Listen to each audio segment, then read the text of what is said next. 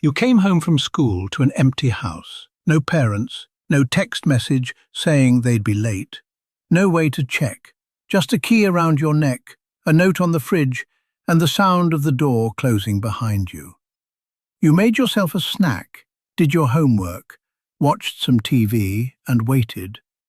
Nobody asked if you were okay. Nobody needed to. You were fine. You were always fine. If that was you, or if that was your parents, this video is going to explain something about a generation that history keeps overlooking. A generation that built the modern world and never once asked for credit. Stay with me. Generation X, born roughly between 1965 and 1980. They're your older co-workers who never complain. Your parents who seem oddly self-sufficient sometimes. The people who figured out the internet before there were instructions, and then never posted about their breakfast. We talk endlessly about boomers. We analyze millennials with a kind of exhausted fascination. We treat Gen Z like a fascinating new species. But Generation X, they're just there, quietly competent, slightly amused, not asking for attention. And here's what nobody tells you. Their psychology is probably the most misunderstood of any living generation. Because what looks like detachment is actually something much more complicated.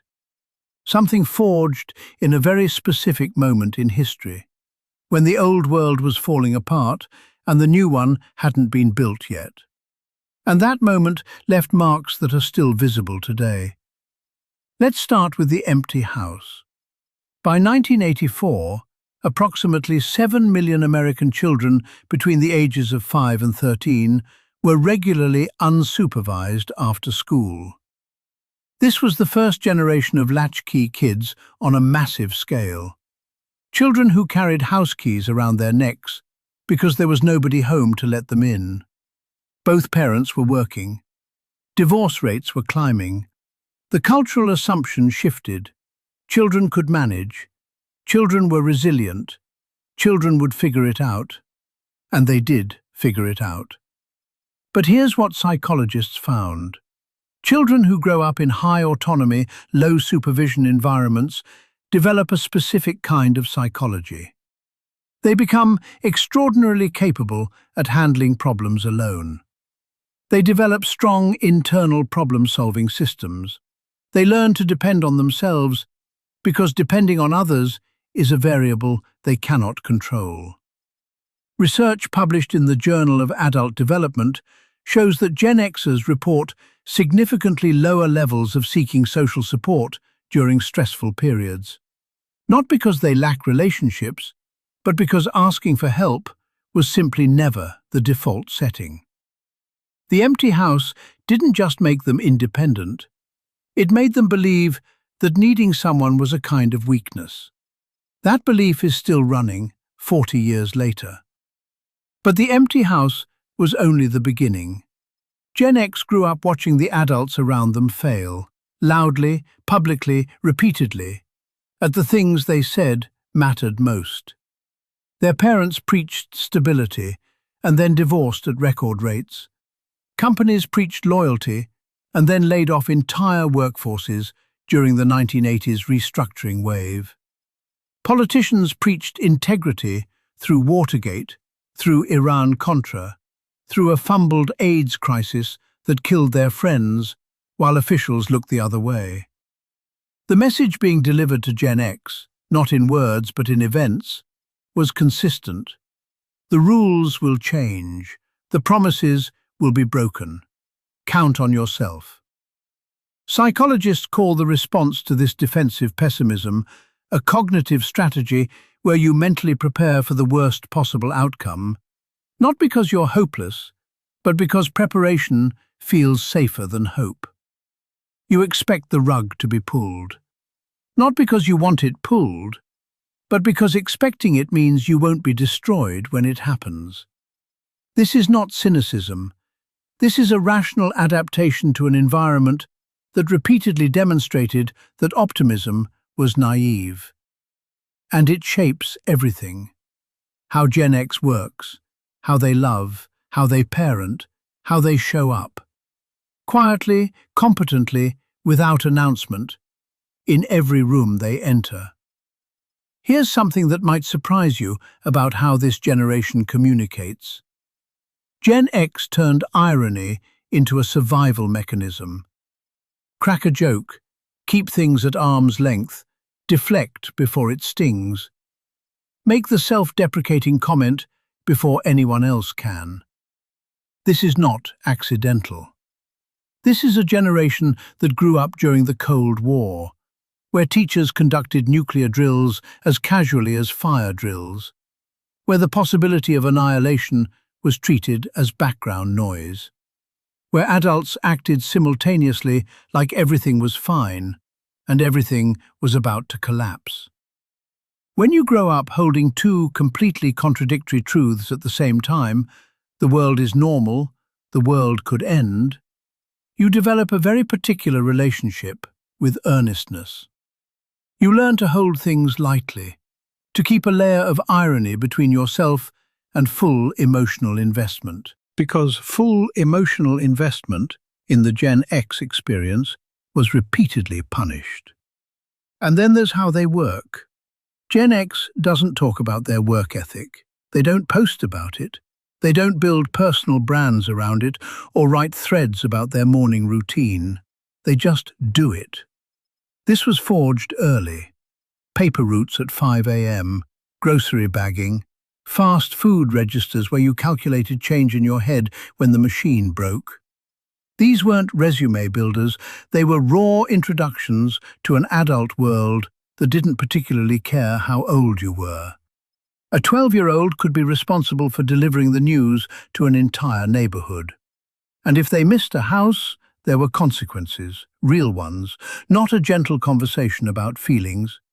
Psychologists describe this as a high-contingency environment, where actions and outcomes are directly linked without buffer time.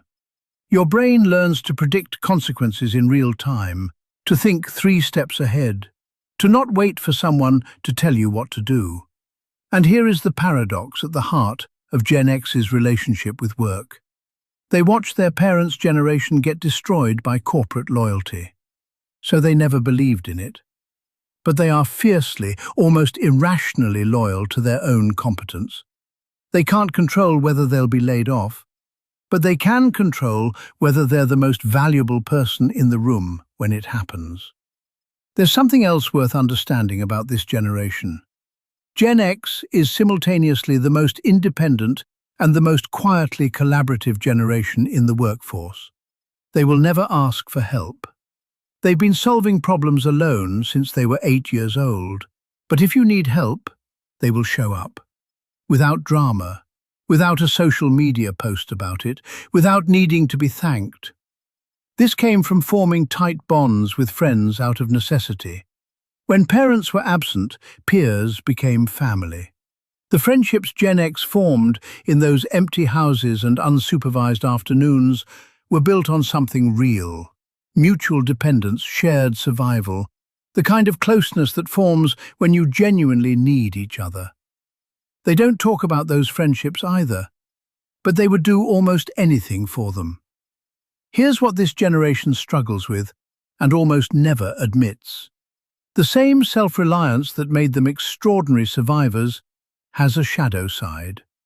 Asking for help feels like defeat. Showing vulnerability feels like exposure. The default response to pain is to process it alone, handle it quietly, and present the world with a finished product rather than a process. Researchers have found that Gen X experiences higher rates of what they call self-reliance anxiety, a state where the very independence that protects you also isolates you, where being incapable of depending on others means that even when you want connection, even when you need it, you can't quite let it in. They gave their own children more attention than they received, more supervision, more safety, more emotional vocabulary. And sometimes they look at those children and feel 2 things at once: pride and a quiet concern. Because in the Gen X worldview, being too visible means being vulnerable. Being too dependent means being weak. And they spent their whole lives learning that the only person you can truly count on is yourself. They're not sure they were right about that, but they're not sure they were wrong either. Here's the truth about Generation X that history keeps missing. They are the bridge generation, born too late to be boomers, too early to be millennials. They inherited a world that was falling apart, and quietly, without recognition, helped build the one we live in now. The early internet, the culture of the 1990s, the workplace flexibility that younger generations take for granted. The parenting philosophies that reacted against neglect with presence. The dark humor that holds difficult truths lightly enough to survive them. All of it shaped by a generation that was handed a key and told to let themselves in. And they did, and they were fine. And they never quite asked whether fine was enough. If you grew up Gen X, or if you were raised by one, something in this video probably hit differently than you expected. Because Generation X doesn't usually let things hit. But sometimes, quietly, when nobody's watching, they do. Share this with someone from that generation. Not because they need to be told they matter, they'd find that embarrassing. Just because sometimes it helps to know that someone noticed. Take care of yourself. I'll see you in the next one.